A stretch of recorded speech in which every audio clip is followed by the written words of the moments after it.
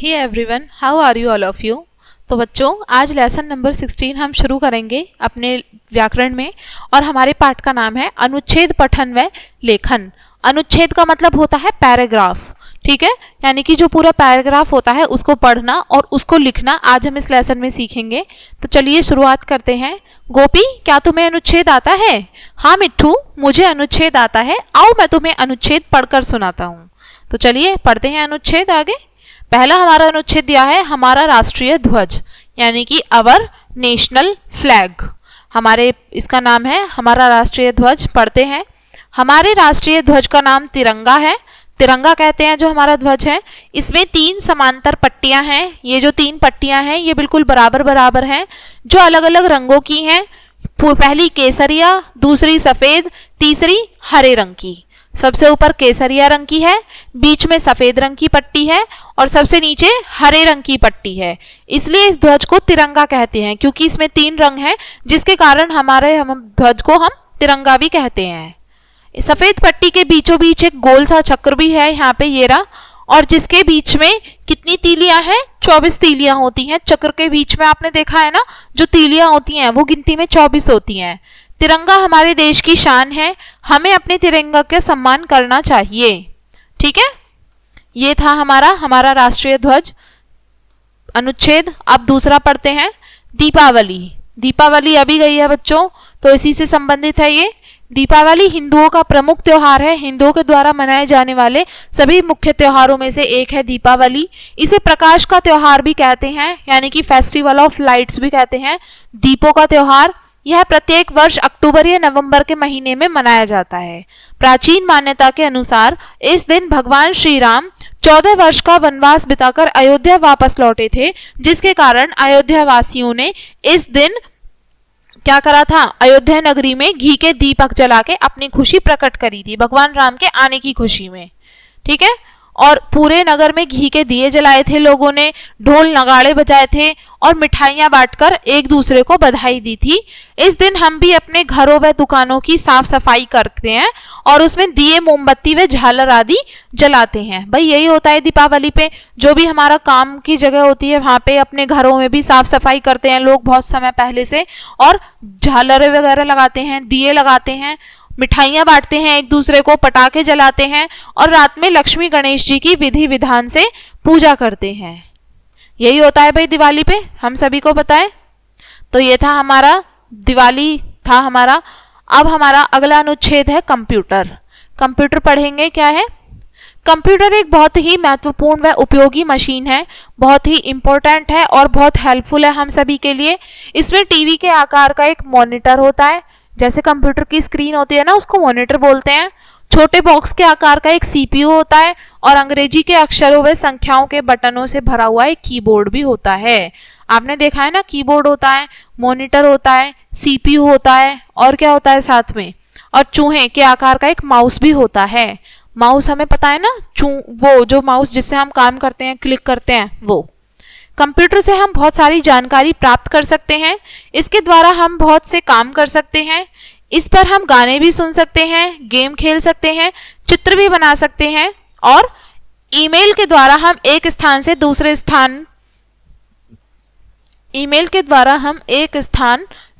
स्थान को संदेश भी भेज सकते हैं। अगर हमें कोई बात अपनी कहनी है तो हम कंप्यूटर के माध्यम से भी कह सकते हैं, ईमेल के द्वारा।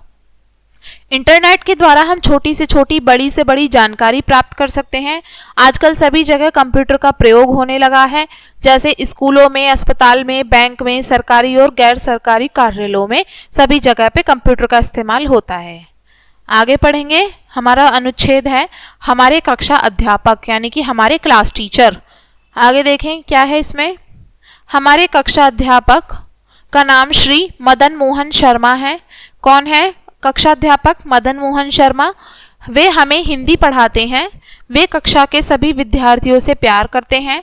वे हमें अच्छी अच्छी बातें सिखाते हैं। वे समय से स्कूल आते हैं तथा हमें भी समय से स्कूल आने की शिक्षा देते हैं। हमें भी सिखाते हैं कि हमें भी समय से आना है। विषय से संबंधित जो हमारी समझ में नहीं आता, हम उनसे बिना झिझक के पूछ लेते हैं। वे कभी भी गुस्सा नहीं करते। वे हमें शाम पट पर लिखकर समझाकर पढ़ाते हैं। शाम पट का मतलब होता है ब्लैक बोर्ड। ब्लैक बोर्ड पे वो लिख के समझाते हैं और हमें पढ़ाते भी हैं। उनका पढ़ाया हुआ विषय हमें बहुत जल्दी याद हो जाता है, यानी कि जो भी वो हमें पढ़ाते हैं हमें इजीली लर्न वो हो जाता है, क्योंकि वो बहुत अच्छा पढ़ाते हैं। ठीक है बच्चों, तो ये था हमारा अनुच्छेद, हमारे अध्यापक। अब आगे देखते हैं क्या बोला है इसमें। राष्ट्रीय पक्षी मोर, दिए गए शब्दों की सहायता से 5 वाक्य लिखिए। ठीक है, इससे वाक्य बनाते हैं हम। पहला हमें बोला है करने के लिए, सुंदर पक्षी। लिखेंगे मोर एक सुंदर पक्षी है।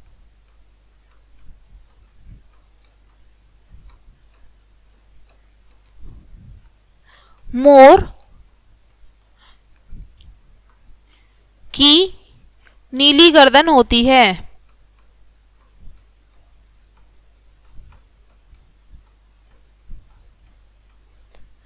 मोर के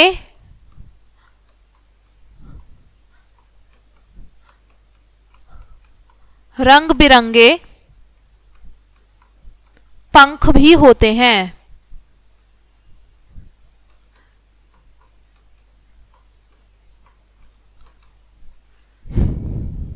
मोर के स्वभाव में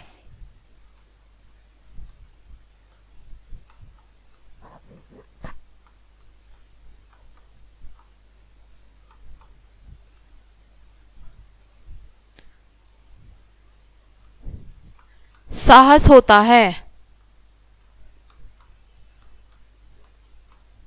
फिर है हमारा अंतिम वाक्य, मोर हमारा राष्ट्रीय पक्षी है।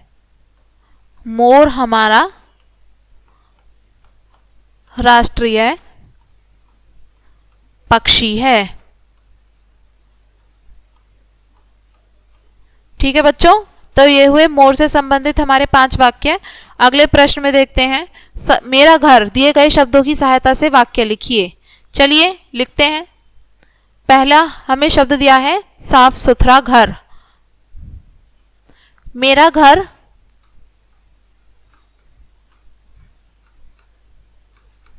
साफ सुथरा है।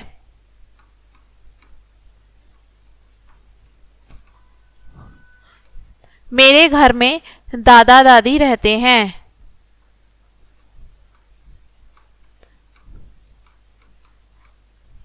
दादा दादी रहते हैं।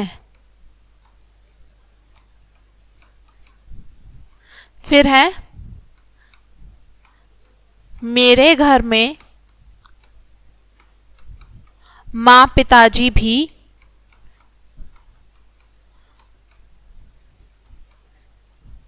रहते हैं। आगे फिर है, हम सभी भाई बहन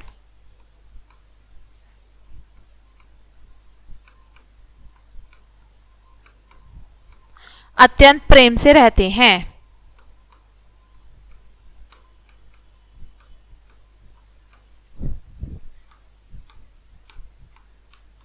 फिर है, आखिरी वाक्य है, पेड़ पौधे, हमारे घर में बहुत सारे पेड़ पौधे भी हैं।